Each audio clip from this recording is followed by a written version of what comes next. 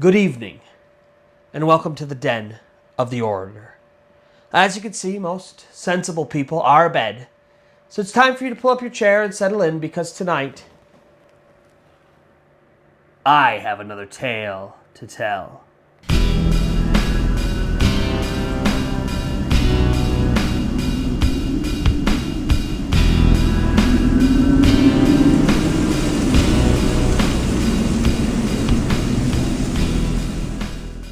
But before we begin, if you find yourself enjoying this kind of content, first-hand true accounts of the supernatural, paranormal, things that go bump in the night, then allow the spirits to guide your planchette to both the like and subscribe button as well as the notification bell. That way you get notified every time I upload new content, which right now is every Friday at 8 p.m. Eastern Time. Second, as I mentioned, all of my stories are true first-hand accounts of the supernatural and paranormal. Today's story comes from Redditor OKWick3265, and I'm going to post their original post in the comments below.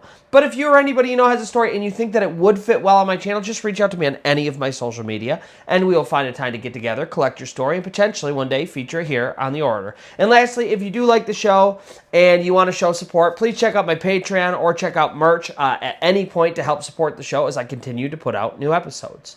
And now, with all of that out of the way, let's get on to today's story. It is a tale that I call Click, Click, Click. It is the end of September, beginning of October of 2025.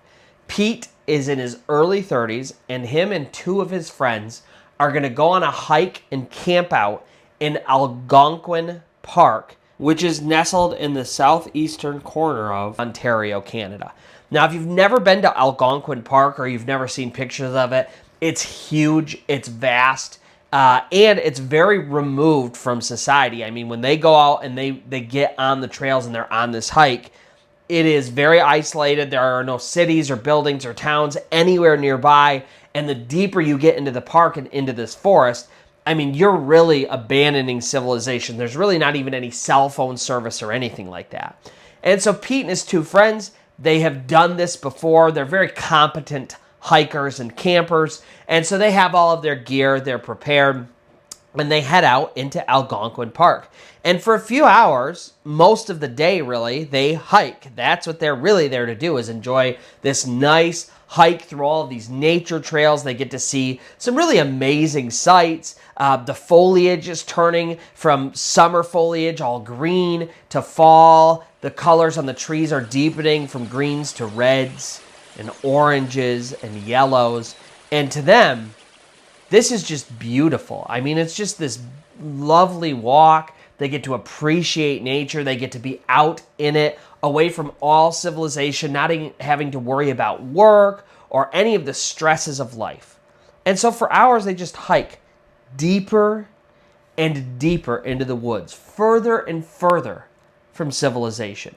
And at some point, they come across a big lake, and they decide that's where they want to actually set up. And so for the next hour or two, they set up all of their tents in the correct order. They get their campfire ready. Now, mind, this is not a campsite. They're not in some kind of sanctioned place. They're in the woods. In fact, they've walked about 6 kilometers, a couple miles, off of any trails. And they're now, like I said, kind of by this lake. And so they're very isolated. There are no other people anywhere for miles. And as it's getting later and they're getting closer to like dinner time and things like that, they're even noticing wildlife is starting to get quiet around them. No more bird sounds or animal noises around.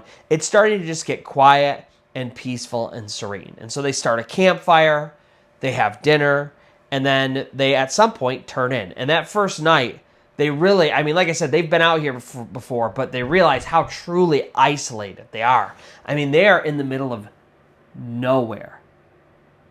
And it is utterly silent, save for the mild movement of the lake nearby.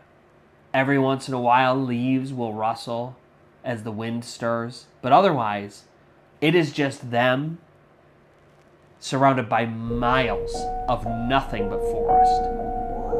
Now, that entire first night was uneventful. really it was enjoyable. It was everything that they wanted it to be. So the next day they get up and they have a pre-planned route and they hike it. And again, this day, it's just such a great day. They're out and about, they're enjoying the crisp early fall weather, and they get great exercise. They get to go out and enjoy their hike. I mean, this is just one of those days that there's almost nothing wrong with it. Perfect day in the history books. And at some point, they make their way back to their campsite. They don't want to pick up everything and tear it down and everything like that. So they left a base. They make their way back to base camp. They get everything set back up for the night. And once again, they settle in. They have their dinner, and they enjoy their own company for the evening. And then they turn in for bed. And so Pete, he goes into his tent, and pretty quickly, he's been out hiking all day. It's a relatively exhausting day. He falls asleep pretty fast. But somewhere in the middle of the night, and he wagers it's somewhere around maybe like 2 or 3 in the morning, Pete is woken from his sleep by what sounds like someone walking around their campsite. Now, right away, his first instinct is to think animal, right? They're not, like I said, they're not in a park or something like that. They're not in civilization. They're in the wilderness. And so for a wild animal to come upon their camp would not be surprising. And so that's sort of what he's listening for, is the sounds of a bear, a wolf, something like that, even a squirrel or a raccoon.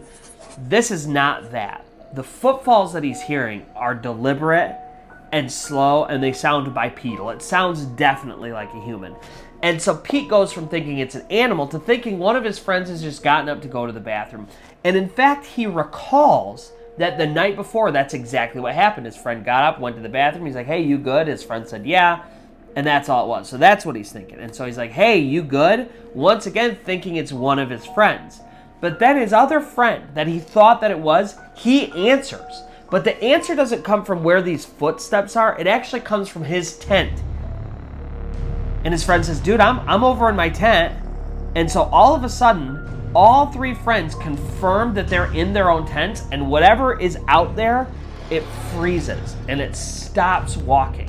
This whole time, as they're kind of very quickly discussing who it is, this thing's walking, and then it's like, once they realize, oh my goodness, it's none of us, it stops.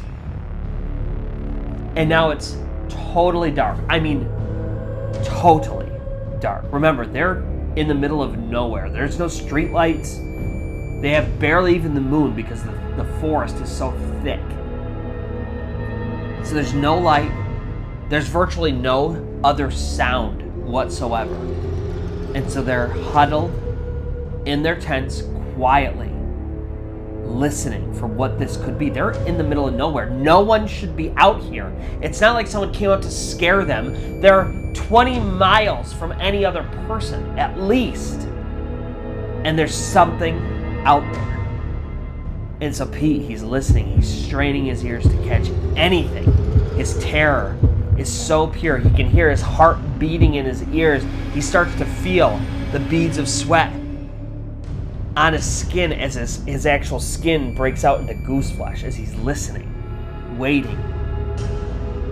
But instead of hearing any other footsteps, all of a sudden, around the camp, and it starts moving, they hear almost like what sounds like rocks clicking together. Click, click, click. 3 clicks in quick succession. And then all of a sudden it moves to a different part of the camp as if it's circling them. Click, click, click. Circles further. Further. And then all of a sudden it makes its way all the way around camp, and then it stops. And it's utterly silent again. And Pete says for hours, they just sat there in the quiet wondering what this could be. And at some point, it got bright enough that they got out of their tents to look.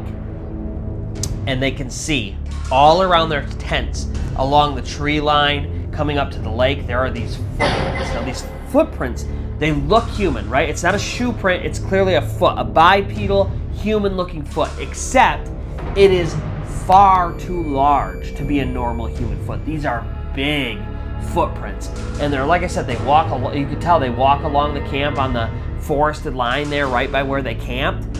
But Pete said the scariest part about all this was that you could see Pete's footprints, his shoe prints, as he walks up to his tent. And this other creature, whatever it was, its footprint laid right over the top of his, right outside his tent. He said it was literally standing at the base of his tent based off of where these footprints were.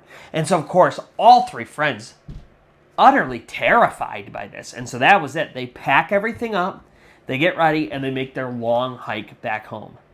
Here's the problem. Right now, it's October 2025. This true story just happened a couple of weeks ago. And the reason Pete reached out and posted on Reddit is because he's truly scared.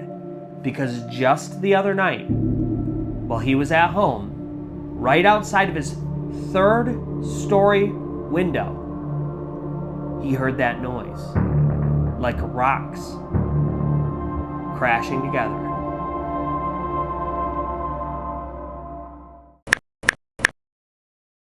And so that's going to do it for today's story. If you found yourself enjoying this or any of the stories on my channel, first-hand, true accounts of the supernatural, the paranormal, things that go bump in the night, then allow the spirits to guide your planchette to both the like and subscribe button as well as the notification bell. That way you get notified every time I upload new content, which right now is every Friday at 8 p.m. Eastern Time. Second, as I mentioned, my stories are true, they're firsthand, and if you would like your story told here on The Orator, just reach out to me on any of my social media and we can find a time to collect your story and potentially one day feature it here. And lastly, if you do like the channel, you feel like you want to support it, please go check out my Patreon. Please go check out my merch. Both are listed below. You can check those out and help support the channel. And so, until next time, where most sensible people will be abed, you may pull up your chair and settle in, and I will have another tale to tell.